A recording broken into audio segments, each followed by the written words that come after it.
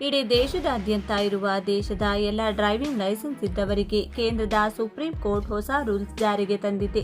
ರಸ್ತೆ ಮಧ್ಯೆ ಟ್ರಾಫಿಕ್ ಪೊಲೀಸರ ಕೈಗೆ ಸಿಕ್ಕು ರೂಲ್ಸ್ಗಳ ಬಗ್ಗೆ ವಾದ ಪ್ರತಿವಾದಕ್ಕೆ ಇಳಿಯುವ ಮುನ್ನ ತಪ್ಪದೆ ಈ ವಿಡಿಯೋವನ್ನು ಕೊನೆವರೆಗೂ ನೋಡಿ.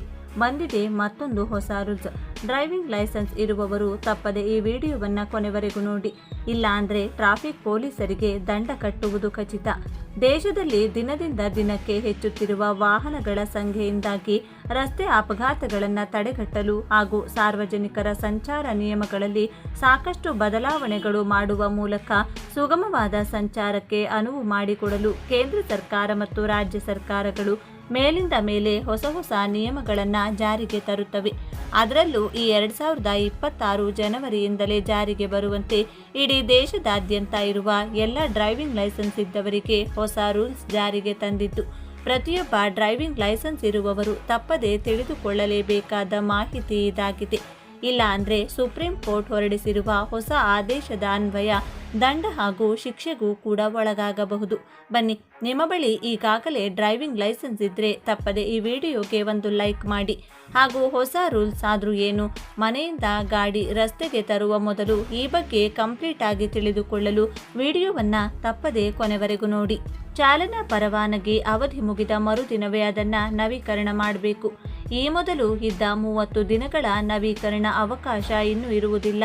ಲೈಸೆನ್ಸ್ ಅವಧಿ ಮುಗಿದ ಮರುದಿನವೇ ವಾಹನವನ್ನು ಚಾಲನೆ ಮಾಡುವ ಕಾನೂನಾತ್ಮಕ ಅವಕಾಶವನ್ನು ವಾಹನ ಚಾಲಕರು ಕಳೆದುಕೊಳ್ಳಲಿದ್ದಾರೆ. ನಿನ್ನೆಯಷ್ಟೇ ಡೇಟ್ ಎಕ್ಸ್ಪೈರ್ ಆಗಿದೆ, ಇವತ್ತೊಂದು ದಿನ ಬಿಟ್ಟು ಬಿಡಿ ಎನ್ನುವ ಹಾಗಿಲ್ಲ. ಪರವಾನಗಿ ಮುಗಿದ ತಕ್ಷಣವೇ ಅದನ್ನು ರಿನ್ಯೂ ಮಾಡಿಕೊಳ್ಳುವುದು ಕಡ್ಡಾಯವಾಗಿದೆ. ಮರುದಿನದಿಂದಲೇ ಅಮಾನ್ಯ. ಮೋಟಾರ್ ವಾಹನ ಕಾಯ್ದೆಯಡಿ ಚಾಲನಾ ಪರವಾನಗಿ ಅವಧಿ ಮುಗಿದ ತಕ್ಷಣ ಅದನ್ನು ನವೀಕರಿಸದಿದ್ದರೆ ಅದು ಮಾನ್ಯವಾಗಿರುವುದಿಲ್ಲ ಎಂದು ನ್ಯಾಯಮೂರ್ತಿಗಳಾದ ಅಹ್ಸಾನುದ್ದೀನ್ ಅಮಾನುಲ್ಲಾ ನೇತೃತ್ವದ ಪೀಠ ಸ್ಪಷ್ಟಪಡಿಸಿದೆ. ಈ ಮೊದಲು ಇದ್ದ ನವೀಕರಣೆ 30 ದಿನಗಳವರೆಗೆ ವಾಹನ ಚಾಲನೆ ಅವಕಾಶ ಇನ್ನೂ ಇರುವುದಿಲ್ಲ. 2019ರ ತಿದ್ದುಪಡಿಯ ನಂತರ ಈ ನಿಯಮ ಬದಲಾಗಿದೆ. ಆದ್ದರಿಂದ ತಕ್ಷಣವೇ ಅದನ್ನು ರಿನಿವಲ್ ಮಾಡಿಸಿಕೊಳ್ಳಬೇಕು, ಇಲ್ಲದಿದ್ದರೆ ದಂಡ ಕಟ್ಟಬೇಕಾಗುತ್ತದೆ ಎಂದು ಕೋರ್ಟ್ ಹೇಳಿದೆ. ಡಿಎಲ್ ಅನ್ನು ರಿನಿವಲ್ ಮಾಡಿಸದೆ ಹೋದರೆ ಅದು ಈ ಮೊದಲಿನಂತೆ ಸ್ವಯಂ ಚಾಲಿತವಾಗಿ ವಿಸ್ತರಿಸಲು ಸಾಧ್ಯವಿಲ್ಲ. ಪರವಾನಗಿ ಅವಧಿ ಮುಗಿದ ಮರುದಿನದಿಂದಲೇ ಪರವಾನಗಿ ಹೊಂದಿರುವವರು ವಾಹನ ಚಲಾಯಿಸಲು ಕಾನೂನುಬದ್ಧವಾಗಿ ಅನರ್ಹರು ಎಂದು ಕೋರ್ಟ್ ಸ್ಪಷ್ಟಪಡಿಸಿದೆ. ಪ್ರಸ್ತುತ ಕಾನೂನು ಸ್ಥಿತಿಯನ್ನು ವಿವರಿಸುವ ಕೋರ್ಟ್ ತಿದ್ದುಪಡಿ ಮಾಡಿದ ಕಾನೂನು ಪರವಾನಗಿ ಅವಧಿ ಮುಗಿದ ನಂತರ ಯಾವುದೇ ಹೆಚ್ಚುವರಿ ಅವಧಿಯನ್ನು ಒದಗಿಸುವುದಿಲ್ಲ ಎಂದು ನ್ಯಾಯಮೂರ್ತಿಗಳು ಹೇಳಿದ್ದಾರೆ.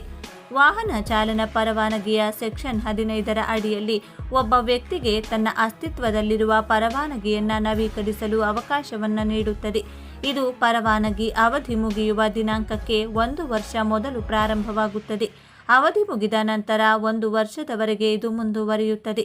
ಒಮ್ಮೆ ಪರವಾನಗಿಯನ್ನು ನವೀಕರಿಸಿದ ನಂತರ ನವೀಕರಣವು ಹಿಂದಿನ ದಿನಾಂಕದಿಂದ ಕಾರ್ಯನಿರ್ವಹಿಸುತ್ತದೆ. ಪರವಾನಗಿಯು ಆಗ ಮಾನ್ಯವಾಗಿರುತ್ತದೆ ಎಂದು ಕೋರ್ಟ್ ತಿಳಿಸಿದೆ.